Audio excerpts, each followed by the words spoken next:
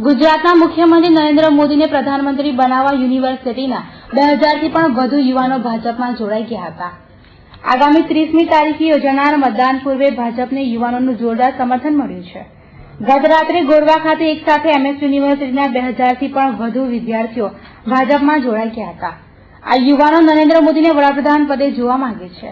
શહેર ભાજપ પ્રમુખ ભરત ડાંગરની આગેવાનીમાં યુવાનો ભાજપમાં ભળી હવે વડોદરા નરેન્દ્ર મોદીને ऐतिहासिक जीत आपवा माटे कामे लागी गया छे। अंदर ए युवाधन વધારે વધારે વોટિંગ કરે એવો પ્રયત્ન છે। બોલો ભાઈ, નરેન્દ્રભાઈ મોદી વિશે તમારે શું વિચાર છે? વધારે વોટિંગ કરે છે એના પર અમે ધ્યાન કેન્દ્રિત કર્યું છે। તો બીજી તરફ નરેન્દ્ર મોદી પ્રધાનમંત્રી બને તે માટે માંજલપુર ખાતે અખંડ સ્વામિનારાયણ અને હનુમાન ચાલીસાની ધૂન કરાઈ હતી। માંજલપુર નવી ખડકી યુવક મંડળ તથા કલ્પેશ પટેલની અધ્યક્ષતામાં નરેન્દ્ર મોદીને પ્રધાનમંત્રી બનાવવા ભક્તિ કાર્યક્રમનું આયોજન થયું હતું, જેમાં સોખડા હરિધામના યુવકો તથા મહિલા ભજન મંડળોએ ભાગ લીધો હતો।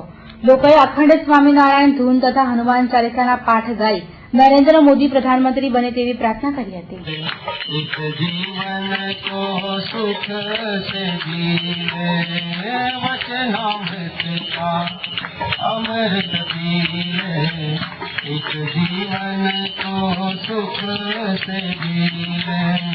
भव से तर ले सुमिरन कर ले, भव से तर ले सुमिरन कर ले, कर एक नाम का पारायण स्वामी नारायण।